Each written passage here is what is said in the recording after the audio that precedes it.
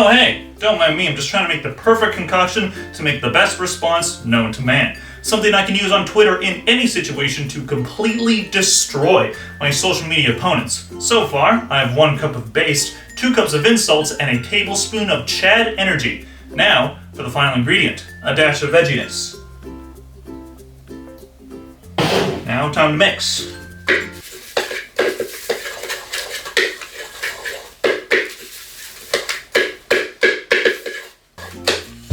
Alright, let's see what we got.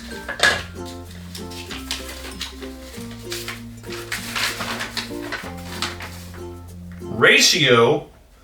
Well, guess it's time to comment this under every single post ever. Hey everybody, welcome to a brand new episode of Twitter Defense Force. If you've been here before, welcome back, and if you're new here, the show is all about showcasing the worst that Twitter has to offer. So, let's not waste any time, let's just jump right into it. Our first topic is dating. The internet has really changed the dating landscape, as online dating is the main way to meet new people, and talking over social media is the main way to keep in touch with people. For some, this might seem for the better, but for a lot of people, it's really stagnated them and made dating a lot harder than it otherwise would be. You see, when someone has been lonely for a very long time, they start making bad decisions, and that turns into desperation, and then that turns into trying way too hard.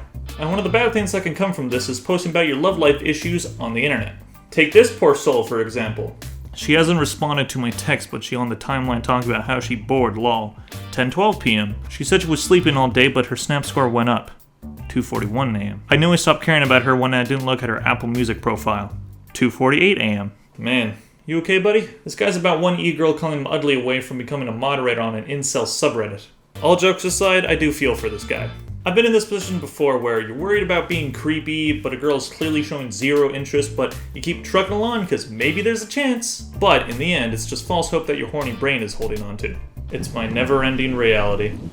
I'm not the best at relationship advice, so I'm not going to give any to this guy. But I will say that you shouldn't give attention to people that aren't willing to give it back. Friends or people you're romantically interested in. It's a lot less effort and pain to just accept that it's not going to work out and move on with your life. Also, don't post about it on Twitter. I get that you need to vent, but I feel like Twitter is the worst place to do that. And I think you realize that by the fact that these tweets are now deleted. Just vent to yourself internally or to a friend. Twitter is nobody's friend. Next tweet. Our next topic is overstepping. A lot of people have a problem with getting into discussions that they really shouldn't be a part of. You really have to know your place and know when a conversation won't welcome you.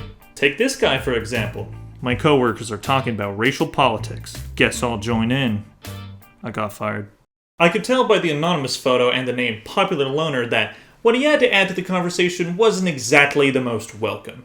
This is probably fake, but I'm going to talk about it anyway. People really have a problem with not being able to shut up when they really should. I really don't agree with the notion that you need to give your opinion on everything all of the time, especially if you think that that opinion could get you in trouble. Having opinions is fine, everyone has one, but most of the time people really don't care what you have to say unless you agree with them. Doing this on the internet is one thing, but jumping into a discussion about racial politics during work hours? Probably not the best place to jump in. I just want people to know their place. If it's something that you're passionate about it, fine, go ahead, but don't expect it to go well, especially if you're talking about a controversial subject. Maybe just leave it. Might help you keep that job. Next tweet. Our next topic is biting back. On the internet, insults and attacks are very common. For a lot of people, it's easier to just shit on someone right out of the gate instead of doing a little bit of research before you say something. I can be a contributor to this as well. I don't always do research on a person or subject that I'm talking about, but the show is primarily comedy, so that's my excuse. But when you're just tweeting and you're about to shit on someone, maybe just take a second to think about what you're doing. Take this exchange, for example. You're the goats. Alright, well, must be a fan of Mama D here. And you're the cow that keeps on giving. It was a compliment, but okay, lol. Oh, lol, sorry baby, you know I'm an old lady, you gotta give me a heads up. This one is hilarious to me because being the girl that got shit on would be such an unfortunate reality. Imagine if you meet your hero, then they just start completely shitting on you. You're just walking down the street and you see Matt Damon, then he calls you the F slur after you compliment him. Never meet your heroes, kids. This tweet just really showcases why we shouldn't be so quick to jump on someone. Mama D gets a pass because fine, she's older, she's not as well versed in the internet. But she was still quick enough to jump on this girl and call her fat, and that's pretty messed up. A lot of people have a problem with doing this, and I think everyone should just take a minute to think before they respond. Being offended can make people do bad things, as we immediately get in defense mode and defend ourselves in whatever way we can. But the best thing about the internet is that we basically have an infinite amount of time to respond to something. So, if you ever get caught being shit on by someone on Twitter, just take a second to think if it's really worth it to continue this exchange, or if it's better to just leave it. Next tweet. Our final topic is getting destroyed. Much like the last topic, thinking before you speak is a very important thing to do, as it could get you into situations where you're getting completely destroyed by someone who's willing to go the distance. And in this instance, it's a transphobe getting destroyed. Let's take a look. Transgender woman wins Miss Nevada USA pageant, making history. That's a bloke, mate. Ratio, transphobe. It's not really working, my brother. Your father's heart ain't working either, transphobe. And then showing a tweet explaining how his dad died in 1975. Do you know your father? Yeah, I'm sharing a coffee with him right now. Bet you can't relate. God, that's satisfying.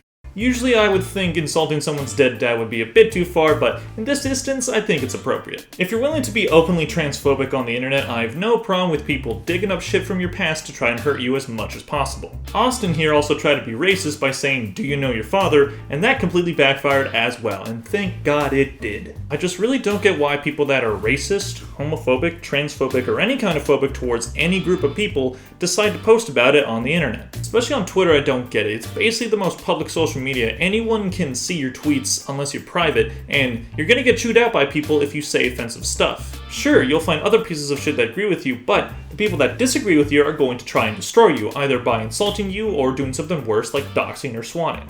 And I don't suggest anyone dox or swat this person or anybody else that they may disagree with, but if I punch someone in the face, I shouldn't just expect that person to not get back up and punch me as well. Maybe take that into account next time, Austin. So, the morals of this episode are: don't vent about girl problems on Twitter, don't butt into conversations about controversial stuff, especially if you're on the job, try to think before you respond to somebody you think is insulting you and see if it's worth your time, and be a piece of shit in private if you don't want people to insult you. Well, that'll do it for this week's edition of Twitter Defense Force. If you enjoyed what you saw, give this video a like and subscribe to my channel. You can follow me on basically any social media, and if you want me to respond to a specific tweet, you can send it to my Twitter account. Links will all be in the description. Thank you all for watching. I'll see you in the next video. Bye! Alright, time to delete some comments on the incel subreddit. I will become the best mod on there.